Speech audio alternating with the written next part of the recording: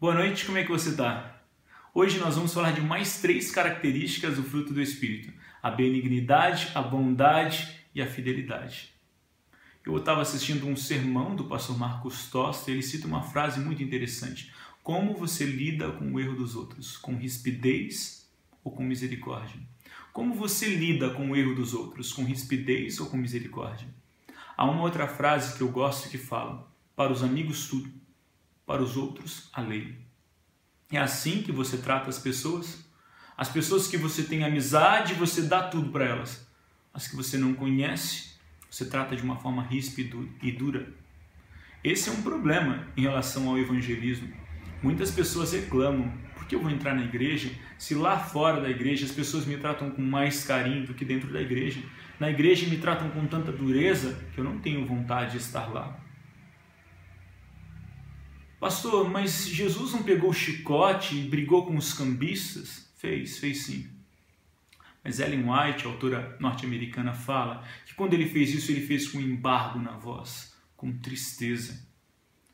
A benignidade é essa característica que Deus trata os seus filhos. É a maneira com que nós deveríamos tratar as pessoas.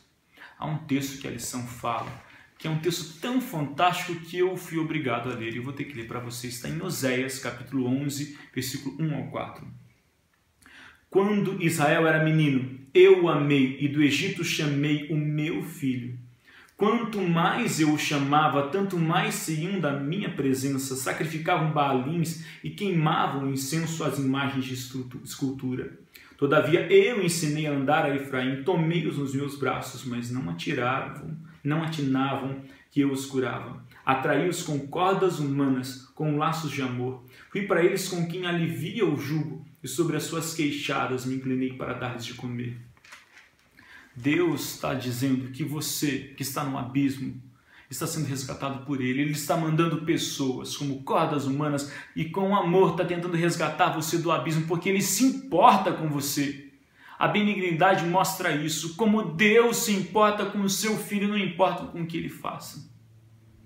E dentro desse contexto nós temos a bondade, uma outra característica que demonstra uma atitude prática. A bondade, a palavra kesed, ela pode ser traduzida como dobrar. Dobrar porque quando você tem bondade, você se inclina para servir alguém. Ou pode ser traduzida como reprovação. Reprovação, sim. A bondade e a reprovação andam juntas. Veja, num extremo você tem pessoas que reprovam com dureza, crueldade e rispidez. De outro lado, tem aquelas pessoas politicamente corretas que não querem corrigir ninguém, não querem se expor. Hoje nós vivemos num ambiente onde os jovens vivem de uma forma promíscua. Eles têm cometido erros de todos os tipos e muitas pessoas têm medo de chegar para elas e falar: olha, você está errado. Só que Deus, Ele faz isso. E quando você corrige alguém, você dá oportunidade para que essa pessoa arrependa, mude e tenha uma nova vida. A questão não é não reprovar, é como você reprova. Com carinho, com amor. Você levanta, você ergue a pessoa quando ela cai, ou você é aquela pessoa que quando vê a outra pessoa caída, você chuta e derruba ela. O professor Valdecir Lima costumava falar que o cristão é o único exército quando o outro amigo está no chão. Ele chuta e empurra para o precipício. É isso que você faz. A palavra bondade, ela tem uma raiz da onde surgiu uma outra palavra muito interessante, que é a palavra que dá origem ao animal cegonha. Cegonha? Mas o que tem a ver cegonha? Cegonha é um animal conhecido pela maneira carinhosa e bondosa que ela trata os seus filhos.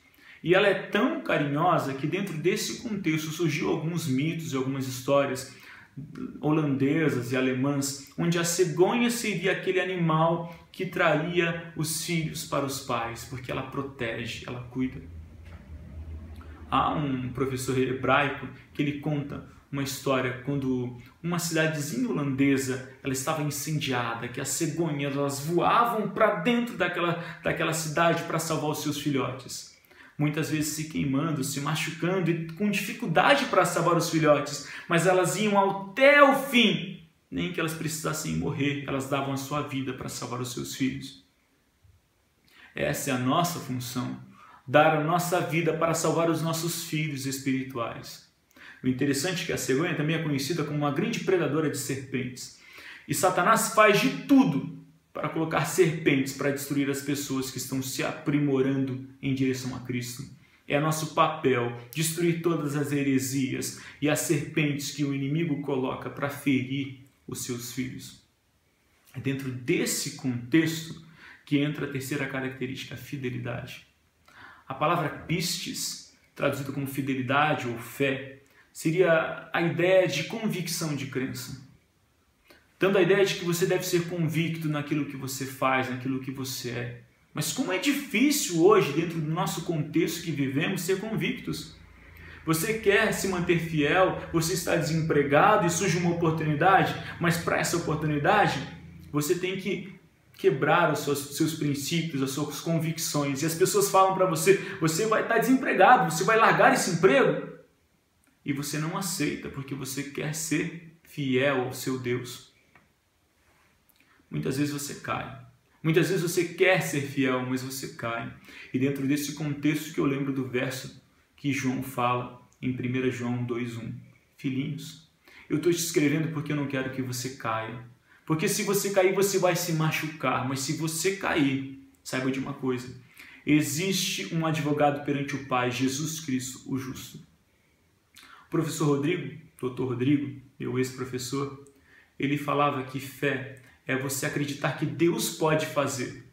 Fidelidade é continuar ao lado dele, ainda que ele não faça.